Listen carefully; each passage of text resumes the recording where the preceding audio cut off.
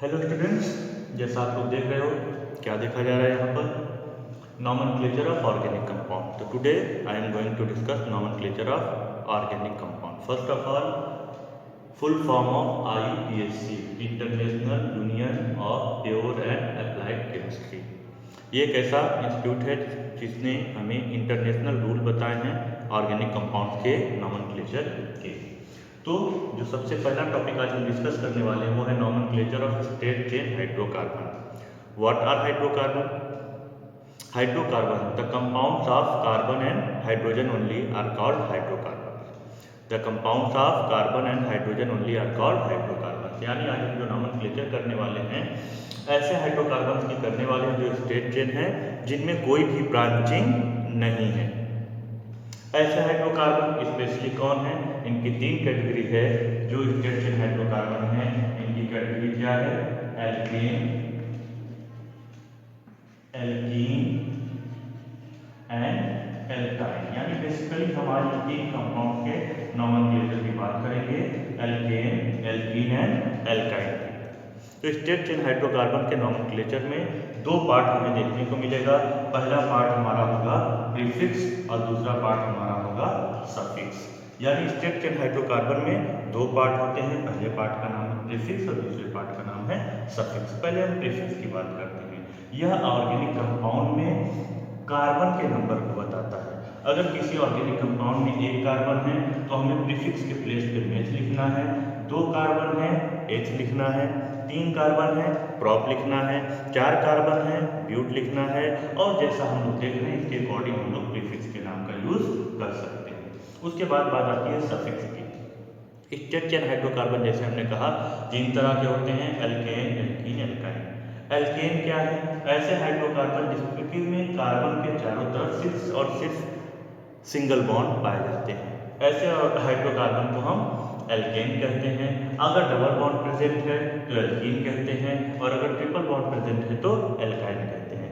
Alkene के case में suffix के प्लेस पे हम एन का यूज करते हैं, एल्कीन के केस में सफिक्स के प्लेस पे हम इन का यूज करते हैं, और एल्काइन के केस में सफिक्स के प्लेस पे हम आइन का यूज करते हैं। इन ऑर्गेनिक कंपाउंड्स के एल्केन, एल्कीन, एल्काइन के ऑर्गेनिक कंपाउंड्स के कुछ जनरल फार्मूले हैं जिससे इनको हम आइडेंटिफाई करते हैं। इसका जनरल फार्मूला CnH2n+2, इसका जनरल फार्मूला CnH2n, और इसका जनरल फार्मूला CnH2n-2। इन फार्मूलों के अप्लाई करके हम एल्केन, एल्कीन और एल्काइन को आइडेंटिफाई कर सकते हैं। तो हम स्टार्ट करते हैं नॉमेनक्लेचर का। सबसे पहला एग्जांपल यहाँ पर हम जो लेने जा रहे हैं वो है CH4। तो स्टूडेंट सबसे पहले हम ऑर्गेनिक कंपाउंड का नॉमेनक्लेचर करने से पहले सबसे पहले उस कंपाउंड को एक्सपेंड करेंगे ताकि हमें सारे बॉन्ड्स की क्लियरिटी आ जाए। तो जब हम मीथेन को एक्सपेंड करते हैं तो हमें कुछ ऐसा दिखाई देता है, H H H and H। यहाँ पर हमको दिखाई दिया कि हमने इस ऑर्गेनिक कंपाउंड को CH4 पे एक्सपेंड किया, वो हमारे सामने इस फॉर्म में अपीयर हुआ। अब हम क्या देखते हैं बेटा कि यहाँ पर कितने टोटल कार्बन है? एक कार्बन है। तो हमने क्या कहा कि यहाँ पर पहला जो पोर्शन है हमारा वो क्या है? प्रीफिक्स है, और दूसरा पोर्शन क्या है? वो क्या है? सफिक्स। तो प्रीफिक्स के प्लेस पे एक कार्बन है, एक कार्बन के प्लेस पे हमको क्या लिखना है? यहाँ पर मेथ लिखना है, और सफिक्स के प्लेस पे हमें क्या देखना है? कार्बन के सराउंडिंग में बॉन्ड। यहाँ सारे बॉन्ड सिंगल है तो हमें सफिक्स में क्या यूज करना है? एन यूज करना है। दो ही पोर्शन है बेटा स्ट्रेट चेन हाइड्रोकार्बन में, एक प्रीफिक्स और एक सफिक्स। प्रीफिक्स क्या बताएगा? नंबर ऑफ कार्बन को बताएगा, और सफिक्स क्या बताएगा? Presence of only single bond और डबल बॉन्ड और ट्रिपल बॉन्ड। यानी इस ऑर्गेनिक कंपाउंड का नाम हमको देखने को क्या मिलेगा? इसका नाम हो जाएगा मीथेन। तो इस तरह से इसका नॉमेनक्लेचर हम लोग कर सकते हैं। अब हम बात करते हैं दूसरे ऑर्गेनिक कंपाउंड की जो हमारा है C2H6। जैसा मैंने कहा सबसे पहले हम कंपाउंड को एक्सपेंड करेंगे। यहाँ दो कार्बन है। सबसे पहला रूल, कार्बन को कार्बन से सबसे पहले सिंगल बॉन्ड से हम ज्वाइन कर देंगे। तो जब इस कार्बन को कार्बन से सिंगल बॉन्ड से हम ज्वाइन करेंगे तो हमें कुछ ऐसा स्ट्रक्चर दिखाई देगा, C सिंगल बॉन्ड C। अब यहाँ पे टोटल कितने हाइड्रोजन है बेटा? 6 हाइड्रोजन है। इन 6 हाइड्रोजन को दोनों में इक्वली डिवाइड करेंगे। जब इक्वली डिवाइड करेंगे तो 3 हाइड्रोजन इसको मिलेंगे, 3 हाइड्रोजन इसको। ये इसका first hydrogen, second hydrogen, third hydrogen, और ये इसका first hydrogen, second hydrogen, third hydrogen. अब इस मॉलिक्यूल को हमने एक्सपेंड कर दिया, हमारे सामने के इस फॉर्म में अपीयर हुआ। अब हमने क्या कहा? हमने कहा कि ऑर्गेनिक कंपाउंड में यहाँ पे जो है उसके दो पार्ट है, एक प्रीफिक्स है, दूसरा सफिक्स है। यहाँ हम सबसे पहले प्रीफिक्स की बात करते हैं, कार्बन नंबर 1, कार्बन नंबर 2। इस ऑर्गेनिक कंपाउंड में 2 कार्बन है और 2 कार्बन को हम क्या कहते हैं? H कहते हैं। तो यहाँ पर हम प्रीफिक्स H का यूज करेंगे। उसके बाद बात आती है सफिक्स की। सफिक्स के लिए हमें क्या देखना है बेटा? सफिक्स के लिए हमें देखना है कि कार्बन के सराउंडिंग में बॉन्ड सिंगल है सारे, या कोई डबल बॉन्ड है या ट्रिपल बॉन्ड है। तो जैसा आप यहाँ देख सकते हो कि कार्बन के सराउंडिंग में सारे बॉन्ड सिंगल है। तो सिंगल बॉन्ड के लिए आप क्या यूज करते हो टर्म? एज यूजुअल ए। तो इस ऑर्गेनिक कंपाउंड का नाम क्या हो जाएगा? जब हम इसको ऐड करेंगे तो इस ऑर्गेनिक कंपाउंड का नाम हमको मिलेगा इथेन। इथेन। ओके। अब हम बात करने वाले हैं अगले ऑर्गेनिक कंपाउंड की। नेक्स्ट ऑर्गेनिक कंपाउंड, जिसका फार्मूला हम ले रहे हैं C3H8। जैसा आप देख रहे हो 3 कार्बन, जैसा मैंने कहा इसको एक्सपेंड करेंगे। कैसे? सारे कार्बन को पहले सिंगल बॉन्ड से हम जोड़ देंगे। ये हो गया। अब हमारे पास दिखाई दे रहे हैं कितने हाइड्रोजन? 8 हाइड्रोजन। 8 हाइड्रोजन को इक्वली तो हम डिवाइड नहीं कर पाएंगे। अब यहाँ पर आप देख रहे हो कि ये जो टर्मिनल कार्बन है, टर्मिनल कार्बन अगर सिंगल बॉन्ड से अटैच हैं तो उनको हमेशा हमको 3 हाइड्रोजन देना होता है, और जो सेंटर में है वो 2 हाइड्रोजन ऑक्यूपाई करता है। तो अगर यहाँ पर हम देख रहे हैं 8 हाइड्रोजन है, इसको 3 देंगे, इसको 3 देंगे, इसको 2 देंगे, तो कार्बन की वैलेंसी सेटिस्फाइड हो जाएगी। मीन्स इसको हम देंगे 1, इसको देंगे 1, इसको देंगे 1। एक वैलेंसी पहले से सेटिस्फाइड है, इसकी 2 वैलेंसी सेटिस्फाइड है, इसको 2 हाइड्रोजन देंगे, इसकी वैलेंसी कंप्लीट हो जाएगी। इसकी एक वैलेंसी सेटिस्फाइड है, इसको भी 3 हाइड्रोजन का रिक्वायरमेंट है। यानी जितनी रिक्वायरमेंट है 3, 3, 6 एंड 2, 8, हमारे पास 8 हाइड्रोजन है। ये हो गया। अब उसके बाद हम देखते हैं कि इस कंपाउंड में कितने कार्बन हैं? 1, 2 एंड 3। रूल क्या है हमारा? प्रीफिक्स और सफिक्स।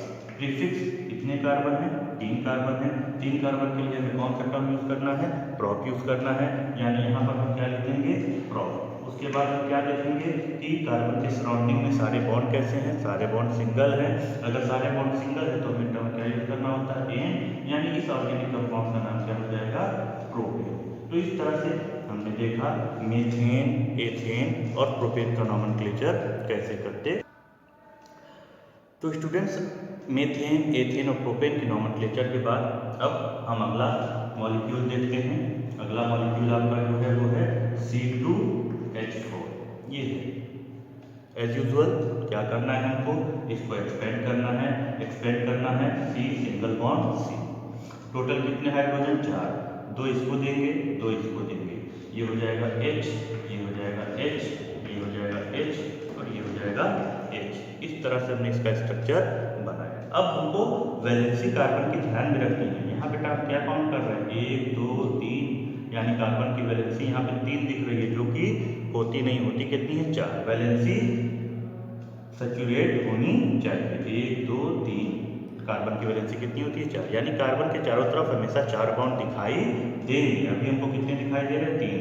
यानी सारे एटम को लिखने के बाद कार्बन के और हाइड्रोजन के कार्बन की वैलेंसी सेटिस्फाइड नहीं है। जब सेटिस्फाइड नहीं होगी तो हमें बॉन्ड्स को बढ़ाना होता है कार्बन और कार्बन के बीच में। यहाँ हमने एक बॉन्ड और लगाया। अब काउंट करेंगे 1, 2, 3, 4। इस कार्बन की वैलेंसी भी सेटिस्फाइड हो गई। 1, 2, 3, 4 इसकी वैलेंसी सेटिस्फाइड हो गई, क्योंकि ये दोनों में कॉमन है। तो यहाँ पर हमको पता चला कि ये डबल बॉन्ड वाला हाइड्रोकार्बन है। अब रूल फिर से वही है, पहला क्या? प्रीफिक्स और दूसरा क्या? सफिक्स। प्रीफिक्स के लिए हम इसको काउंट करेंगे 1 एंड 2। अगेन 2 कार्बन है, 2 कार्बन के लिए हम टर्म क्या लगाएंगे? यहाँ पर H लगाएंगे। और डबल बॉन्ड है तो हमको टर्म क्या लगाना है? इन लगाना है। यानी ये हमारा ऑर्गेनिक कंपाउंड आपका क्या है? एथीन है। तो इस तरह से आप देख सकते हो, बहुत इंटरेस्टिंग है। थोड़ा ध्यान देंगे चीज़ें आ जाएंगी। अब हम लोग बात करते हैं अगले ऑर्गेनिक कंपाउंड की। अगला ऑर्गेनिक कंपाउंड भी लेते हैं हम। क्या लेते हैं?